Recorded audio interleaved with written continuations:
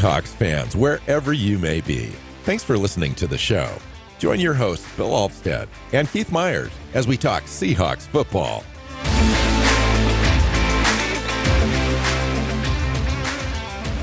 Hey, Seahawks fans. Welcome back to another episode of the Seahawks Playbook podcast. I'm your host, Bill Alvstad, sitting down with co-host Keith Myers here for our post-game recap show. Things did not go well for the Seattle Seahawks. Unfortunately, looked like the first half was in hand, and we were going to come into the second half of that game, Keith, kind of take care of business down the stretch, come away with a win. Instead, we come out in the second half flatter than I've ever seen a Seahawk team, and completely got rolled by a team that just wanted it more, outplayed the Seahawks, out-hustled the Seahawks, out-coached the Seahawks. It was ugly, and then it just got uglier as the play went on with some unsportsmanlike conduct stuff and some pass interference things. It was just as worse of a opening win as I can remember. Yeah, I mean, it just really was ugly. I think that's the correct term. There was just nothing great about it. I mean, the first half there were some mistakes and there were some issues, and you're like, okay, but it's also first half of game one, right? Those things are gonna happen. But they were starting to put stuff together. They looked like they were gonna dominate, which they should have, once they got that stuff worked out. And then, like you said, halftime happened, and I don't know, they are still in the locker room. They have yet to come out for halftime, and the game is over. That's kind of what it felt like. Yeah, it was crazy. The Rams were 7 for 7 on third down conversions on the two long scoring drives. The one in the first half, the first one in the second half. Lucas ended up going out with a knee. Shortly thereafter, Cross was being carted off the field into the locker room. Yeah, he came back, eventually stood on the sideline with his helmet, never returned. 8 for the first 10 attempts on third down were successful for the Rams overall. I'm just reading some notes that I took. Yeah, it was crazy. Passing yards in the game at one point was 173 yards to -1 yard. That was in the second half. Mm-hmm. We ended up with 14 plays, including the last run play that was 9 yards, but essentially 13 plays in the second half for 3 yards on offense. Our defense was out there all game, really. I mean, if you go look at the deep stats, it was the time of possession, 40 minutes to 20 minutes as far as time of possession. Absurd. Geno Smith finished 16 at 26 for 112 yards and a touchdown. Kenneth Walker had 12 carries for 64 yards. DK had 3 receptions for 47 yards. Those are all essentially first half stats. Because in the second half, they didn't do anything. Seattle lost their tackles, couldn't block, couldn't get anything going on offense, either in the run game or the pass game. Nothing was hitting, looked completely discombobulated. On the other side, Seattle had a really hard time defending the run early in the game, I thought. And later on in the third, fourth quarter, Matthew Stafford made the Seahawks pay for not being able to get any pass rush. I think at one point they had 3 quarterback hits and 0 sacks through 3 quarters on mm-hmm. Matthew Stafford. And when they did get pressure, for the most part, he got the ball away, but their offense was not productive. I mean, that's why pressure matters. Pressure is production. But they just got pressure so rarely that he was just pretty much able to sit back and do whatever he wanted. Yeah. Yeah, absolutely. In the third and fourth quarter, we were outscored 23-0. 23-0. And the team just can, I would think, just have no answers right now. There was no adjustments at halftime. It really kind of, it looked like the game was going to be in hand to a certain extent. The score was close, but it looked like all Seattle really needed to do was come out and really reestablish the run, get Geno Smith working and some timing routes and so forth, and have the defense come out and stop them a few times, and there's the game. And it just got away quick to a Rams team who was perceived to be one of the bottom 3 teams in the NFL. Yeah, like that may be the only win the Rams get for the next few weeks. Their schedule's brutal. Yeah, and they're not good. And what happened, Keith? What was your impression? The Seahawks were just really passive, especially on defense. Like, you just look at all that talent in the secondary standing there, letting the Rams catch the ball and then come up and make a tackle or make a play. But it's like, okay, well, sure, but that's after they get the first down. You can't stand there. You got to come up and challenge. It just, I don't know. It was very frustrating. It so reminded me of last year's defense, Keith, where it was just a complete give everything up front, in front of you, and bend and bend and bend and bend, but then they broke. Mm-hmm. So, I mean, it was just one of those games where it was like, oh my goodness, are we going to make a stop? No, we're not. We're going to let people run when they need to pick up a down. They're going to convert the third downs. They're going to, a key over the top pass is going to, be successful. Matthew Stafford looked great. I'll have to hand it to Matthew Stafford. I mean, Stafford's 24 for 38 for 334 yards. Didn't have any touchdowns, no interceptions. You not turning the ball over on the road is important. They did what they needed to do, and their defense was impressive. I'll say that. Our offense was inept, but their defense, rushing the passer, disrupting Geno Smith, didn't let him get any traction at all in the second half. They did what they had to do. They knew our offensive tackles were out, and they took advantage of that. Well, and some of it was like, you've got Aaron Donald in there. Why are you not rolling the pocket and doing things to put Geno Smith on the edge a little bit? Just to make it so the defenders have further to go. Give him more of a chance. Him continuing to drop straight back on every play was just playing into the Rams' hand, in terms of the fact that you've got a situation here where, the Seahawks don't have either of their tackles, and you're not going to be able to block Aaron Donald, who's in the middle. So there's not going to be a pocket for him. They needed to do things to move the pocket, move him, create some time for him. And they just didn't do any of that stuff today. The bootlegs to, hitting the tight ends in the flat, with the peel over routes and that kind of stuff that they do. Where was it? It didn't happen in this game. None of it. And it's frustrating. I mean, the first half was great because they were just lining up and beating people. They were the better team. It's like Ken Walker had all those yards in the first half. But once the tackles got hurt, you got to change what you're doing. You can't expect to do the same thing because you're not going to win up front anymore. And I don't know. It was a very frustrating half of football on both sides of the ball. What did you think of the first half? Let's take anything that we can possibly take away that's good out of this thing at all, and that would be almost exclusively in the first half. Seattle ended up with 180 total yards in this game, of which 171 came, 68 came in the first half. They had a great first half. They weren't quite stringing together the third down conversions that they needed to, which is why they were getting field goals instead of touchdowns. But still, scored 13 points, had a lead. Were kind of doing what they wanted on offense. Things looked good. Things really did. But the wheels completely fell off at halftime.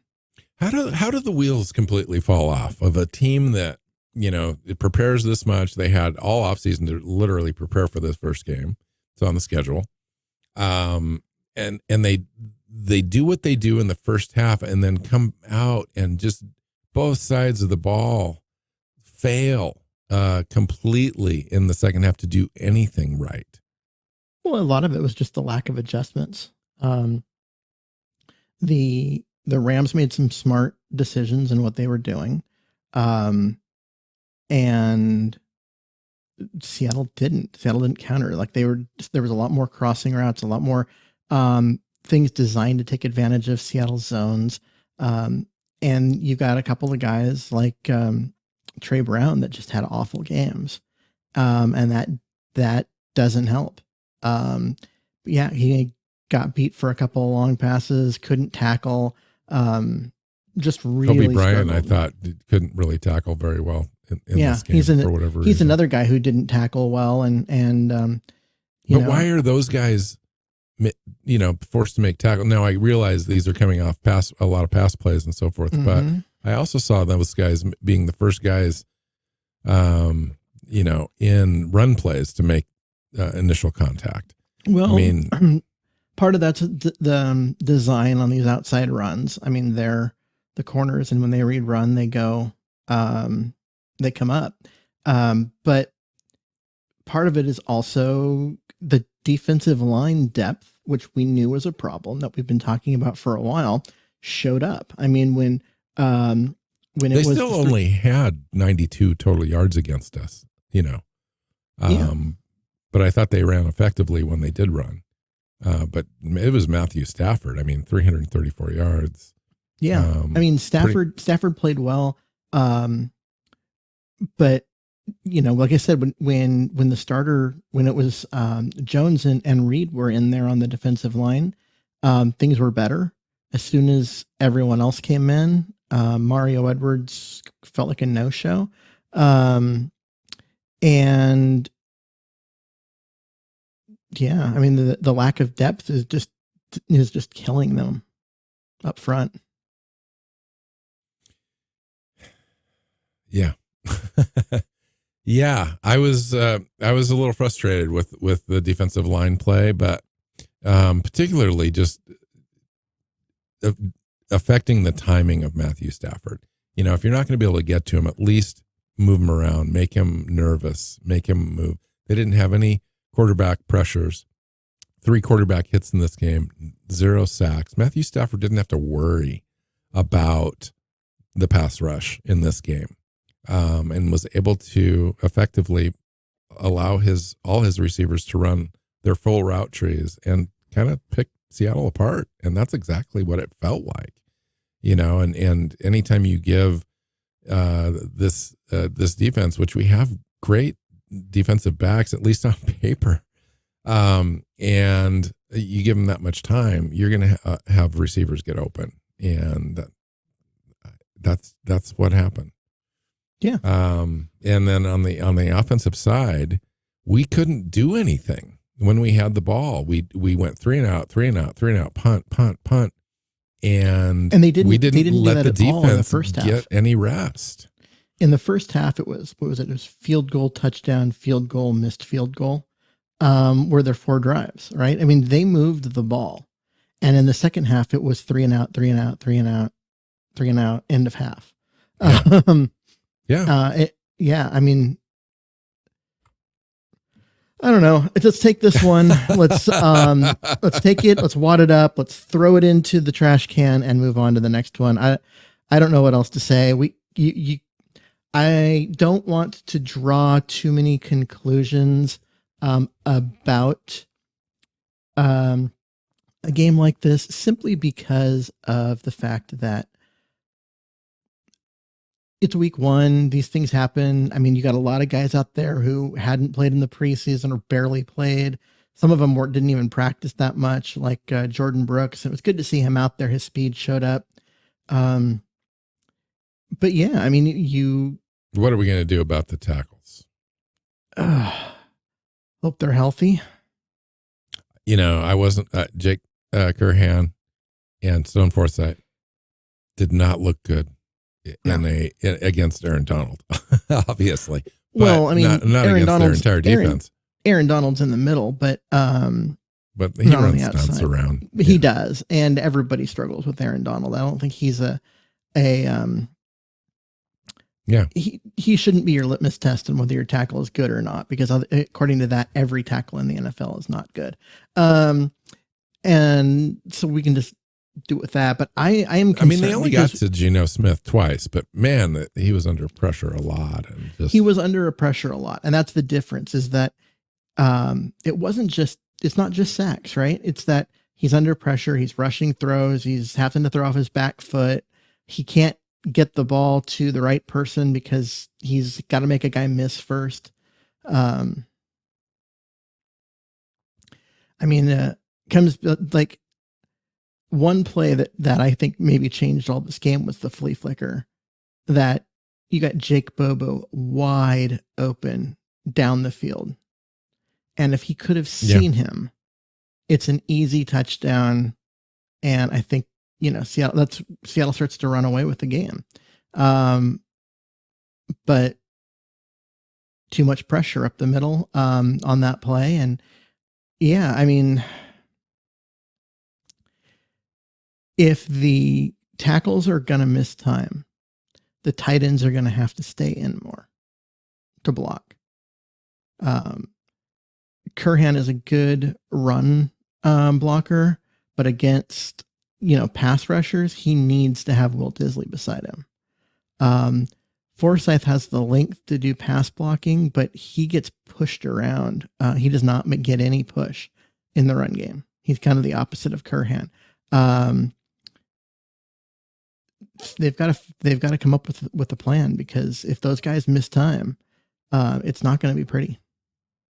So what was that, Keith? It's like, that was probably the most stunning loss. If you're the Seahawks, that's the most stunning loss in the NFL. If you're the Rams, it's the most stunning win, I think, in the NFL so far, in the first week. I'd say Cleveland running up the score on Cincinnati is worse to me. I mean, Cincinnati is a team that people are picking to go to the Super Bowl, and they score 3 points and get trashed. But Seattle losing to the Rams here at home, it is very favored by nearly 8 points.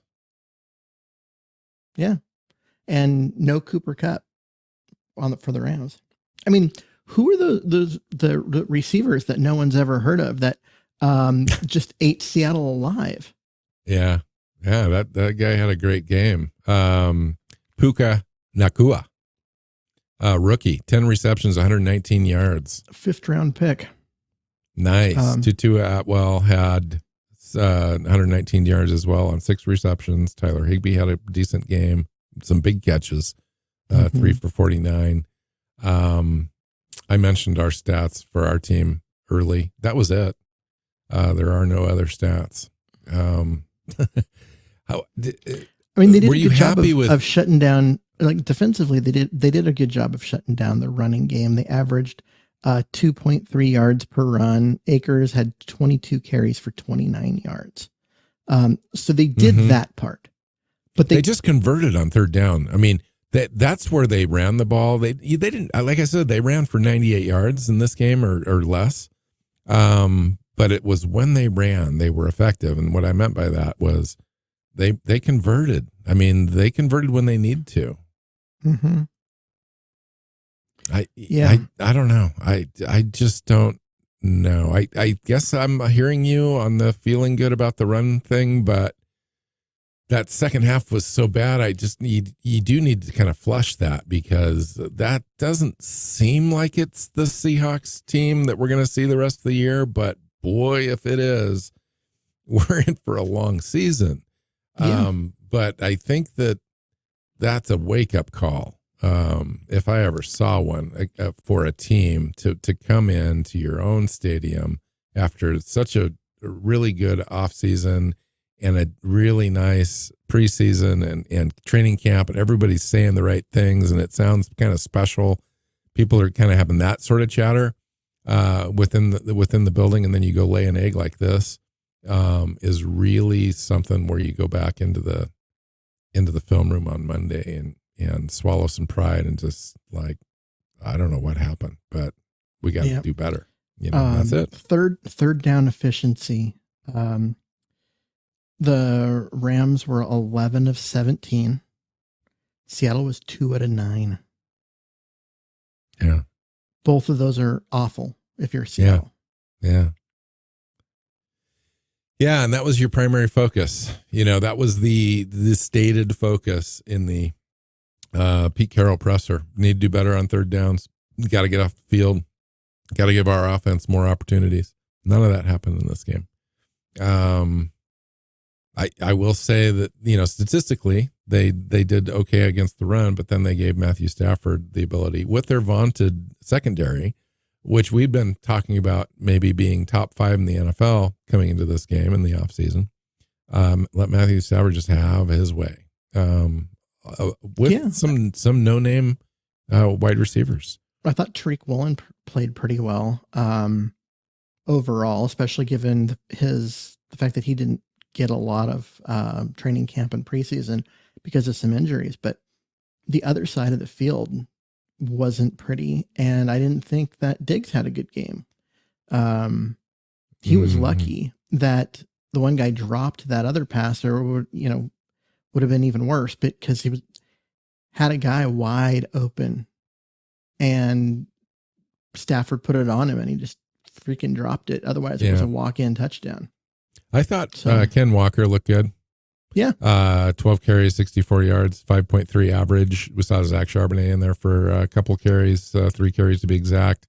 I thought Will Disley looked good early in that first quarter. He had a couple nice receptions in a row there, but then didn't see the ball again. Of course, nobody saw the ball again. And Jigba was a nondescript, 3 receptions, 13 yards. He had a chance to have a couple other ones just out of his reach. Bobby Wagner had 9 tackles. Look good doing that. Julian Love was all over the place, but again, Julian Love was also late in coverage on a few things as well. That's going to need to tighten up. I think the whole defense needed to tighten up a little bit. It just seemed like the whole thing was kind of loose, lack of communication, some unsureness out there. I saw some finger pointing later on in the game, end of the third quarter into the fourth quarter. Of course, those guys were dragging at that point. The offense had not given them a break at all, so they were on the field almost all the time. Which, first game out, that's going to be a heavy load. Let's just throw this thing out, shall we? And get back here this next week and find something to talk about this week on the next show, and then preview the next game, and we'll just wash this thing. That's the only thing you really do in this situation. It's 16 games to go. This thing's not over by any means.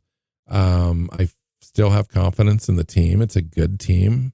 It's a well-coached team, we think. The defense really needs to step it up right away. I'm not so concerned about the offense. Something happened there in the second half. I hope that doesn't happen again, but I think the offense is going to be okay as long as we can kind of just get back into that sync. But the defense has me just a little worried. Yeah, I mean, and you should be, because that was not a good performance. I don't know what else to say about it. Like that, just they came out, they didn't execute, they didn't do a lot of the things that they needed to do.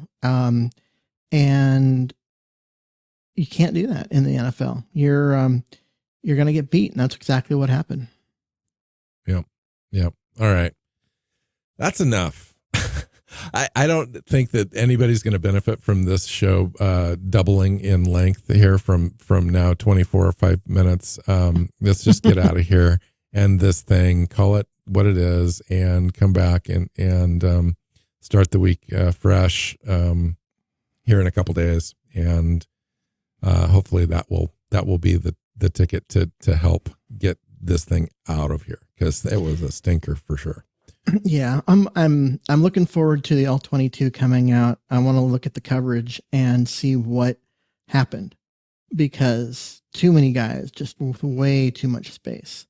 And I don't know what that was, but I think it'll show up on the game tape. So, yeah. Hopefully I'm interested too. Maybe we can focus on that. Next time we get together, we'll have let's do that. Be able to talk a little bit about the coverage and what went wrong. Yeah, and good luck to Charles Cross, and Abe Lucas too. Get back, man. I hope that whatever those things were aren't going to be long-term issues, because this team needs you. I think without that, we have no chance to run this offense. So let's get those guys back. So, all right, let's get out of here. Find Keith on Twitter at Myers NFL. You can find me at NW Seahawk. The show is Seahawks Playbook Podcast on your favorite podcast platform and YouTube. Hit that red subscribe button when you find the show, and share it with your friends and family if you like it. Till next time, go Hawks. Go Hawks. Seahawks Playbook Podcast listeners, thanks for joining us for another edition of the show. You can find us on Twitter. Bill is at NW Seahawk, Keith is at Myers NFL, and the show is at Hawks Playbook. You can listen and subscribe to the show at SeahawksPlaybook.com.